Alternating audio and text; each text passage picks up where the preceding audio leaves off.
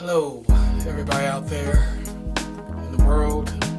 I just want to take a moment to introduce myself, who I am, and what I do and why I do it.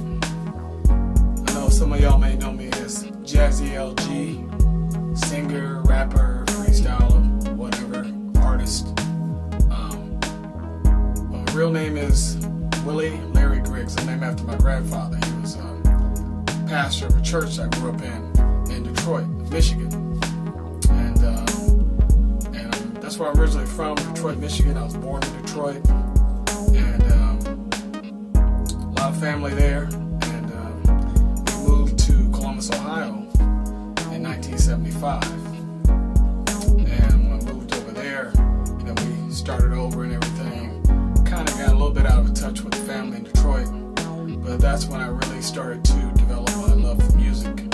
At the age of 12, I used to play around on this musical calculator. I actually had musical notes, and these notes, I discovered that I could listen to something on the radio, and I could play it back, one note at a time. And then I kind of grew from that. From that, I picked up a little Casio keyboard, a little small Casio keyboard. And I used to walk around the city and ride the bus. We didn't have a car when I grew up. And I used to play the Casio keyboard, play songs that I hear on the radio, play it back from memory, one note at a time. So that's when I discovered that I had the ability to play by ear. And eventually, I went on through middle school, picked up the alto clarinet. I used to read sheet music, played alto clarinet, played in the band for a couple of years. Then I kind of got tired of the tedium. I know I should have probably stuck with it a little bit more to be more adept at music theory that way. But I started playing the keyboards in high school, started playing more by ear. And I was really starting to get into making beats a lot too. Like I started out with a synth-sonic drum back in 1984. I think before that, probably about 83, something like that.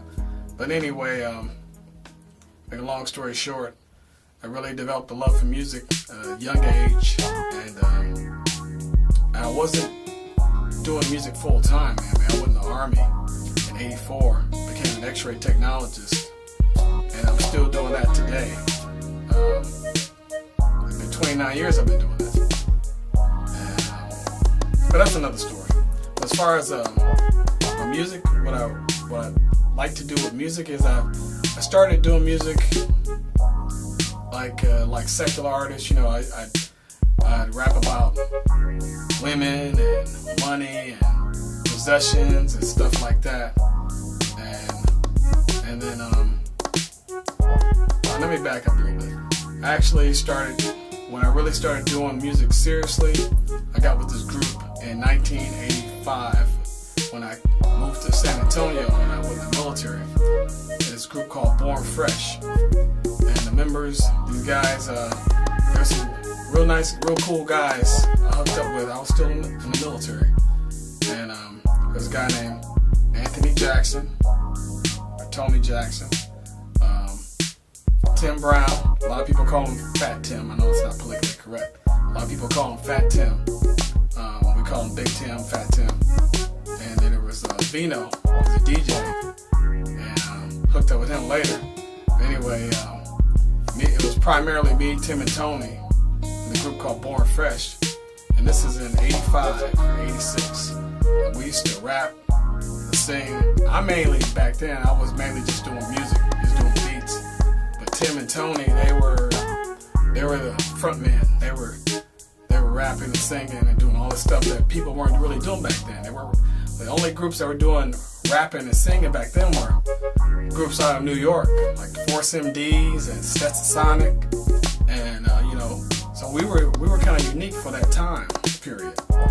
So at the time, I wasn't rapping. I was singing hooks. I was doing harmonies with hooks and making music. So then our biggest show was in 1988. We opened for Krs-One, Kumo D, Eric B. and Rakim, Dougie Fresh, Biz Markie, and Ice-T. And that was in 1988 at the Freeman Coliseum in San Antonio, Texas. And it was a very unique experience in regards to how it impacted my overall music career, quote unquote. Because I got to talk to Ice-T with his first wife there. You know, she was on his album cover. And he called us because of the type of style we had back then. He called us the next generation of hip hop. And that had an impact on me all the way to this day. And we had a 5-minute set. We just had a 5-minute set. And I thought we were going to be playing everything live, but at the last minute they told us that, no, you know, back then, you know, wasn't CD. We didn't have CDs in '88. So back then they said, hey, you guys need to come up with need to get a cassette tape, you know, with 5 minutes, you know, of your music, because you're not going to be able to hook up your instruments or anything. So that kind of blew us away. But we had to scramble. I was staying in the dorms on Fort Sam in San Antonio, the Army base. So we had to scramble and put some music together and do a 5-minute set, because that's all we had was 5 minutes. So we put together a couple songs. One of them was, I think, Keeping the Pace. One of them was Love Zones, something like that. And I think another one was What Do Girls Like, something like that. We had some nice songs back then, real catchy songs back then. Anyway, we did our 5-minute set. It was myself on the keyboards, and I had a drum machine. I had a Yamaha RX-7, something like that. Nice drum machine back then. MC Hammer used to use it back in the day. Anyway, we had a 5-minute set, and let's see what happened. We got up there, we had 2 dancers. I forget their names, these guys were incredible. 2 dancers. They were with us, we did a lot of shows, they were with us. We had Vino on the tables. We had Tony and Tim up front doing their thing. Me in the back on the keys and on the drum machine. Well, had to simulate. They had that. But anyway, I was singing the hooks. And the set went real well. We got the tape recorded, and in the nick of time, got out there and opened up for these guys. And the biggest, not only what Ice-T said had an impression on me, what Krs-One said when we opened up for Krs-One too. And he told me after our set, I think there was an intermission in the show, we were backstage. He said, man, I like to take that music back to New York. You know, and at the time, we didn't have, you know, it was a learning experience. We weren't really ready. We didn't have management. We kind of had management, but it wasn't official. So we didn't have management. We didn't have any knowledge of how the music business really worked. You know, things probably could have been a little bit different, but we didn't have the knowledge that we did. But anyway, there was one thing that happened after that show. What happened was, I guess somehow, I can't remember, but somehow I guess I exchanged contact information with Krs-One, and I got a call, like, oh boy, I think about 6 months after that, from RCA Records. I forget the person's name, but they offered me, not the group, let me tell you, this is how the industry can be. They offered me a contract to sign with them. But RCA, they didn't disclose any terms or anything, but they just wanted to sign me. I guess based on what Krs-One had told them about my music. And at the time, I was in the military, and my oldest daughter, Jasmine, hadn't been born yet. And I had a few months left before, I think it was, I got out in 90. This happened in 89. Had a few months left before I got out of the military. So I made the decision to stick with radiology, and I said no to the contract. Of course, in hindsight, I realized that RCA was one of the biggest major labels, one of the oldest major labels, one of the biggest labels. So it's one of those things, comes into perspective.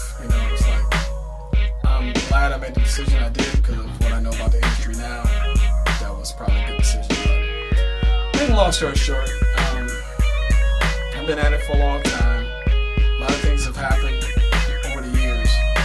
I've changed the direction of my music to go to a more spiritual tone. And I'm glad that I did because it's really fulfilling.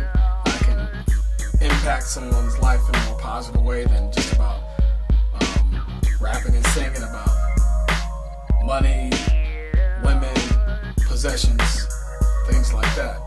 So I can impact someone's life to have wisdom, knowledge, and have caring and compassion towards other human beings. So that's my viewpoint on the direction of my music. Yeah.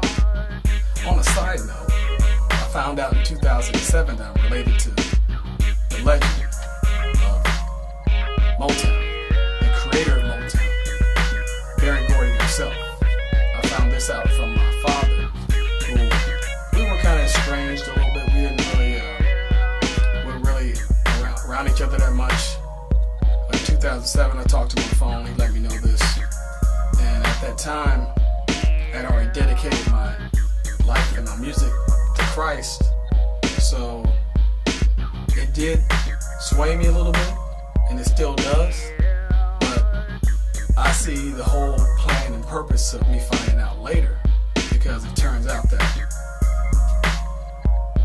God had a bigger plan for me, and that's where I am right now. And I thank you for listening, taking the time to listen. I know this is kind of a long monologue. Thank you for listening, and thank you for supporting my videos, my music, where I'm coming from. And I hope you continue to listen. Hope you continue to support.